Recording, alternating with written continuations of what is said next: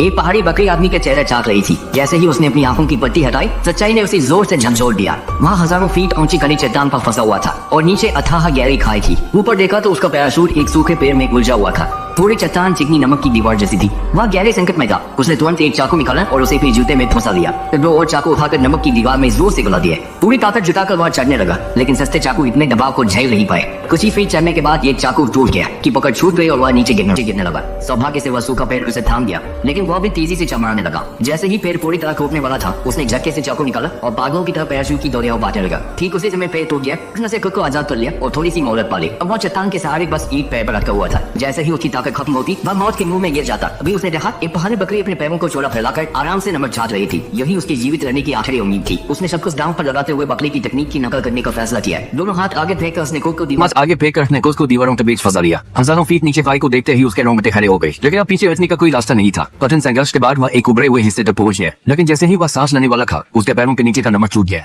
उसका दिमाग सुन्न हो गया। जैसे कोई डरा हुआ बंदर छलांग लगाता है, उसने उसी बकरी के चेहरे पर चौकर दोनों हाथों से चट्टान का किनारा पकड़ लिया। अब उसकी सारी ताकत खत्म हो चुकी थी। कितनी भी कोशिश की, वह ऊपर नहीं जा पा रहा। अभी ऊपर से वही पहाड़ी बकरी दिखाई दी। गुस्से में उसे घोंसते हुए उसने हवा सूंघी, समझने की वह उनमें से नहीं है, और बिना झिझक उसे जोर का सेब मार दिया। खुशकिस्मती से एक हाथ अभी भी किनारे पर था। उसने आखिरी ताकत लगाकर फिर चढ़ने की कोशिश की, लेकिन बकरी अभी भी नहीं रुकी। इस बार वह पेन से उस पर जपती। इस बार आदमी ने उसकी सींगें पकड़ ली। बकरी गबला दे और भागने लगी और संघर्ष में अनजाने में उसे ऊपर खींच लाई। आखिरकार वह चट्टान के ऊपर पहुंच गया। उसे विश्वास नहीं हो रहा था कि अंत में उसी बकरी ने उसकी जान बचाई। उसे धीरे से बकरी को सहलाया, आंखों में कृतज्ञता बढ़ाई। सच तो ये है,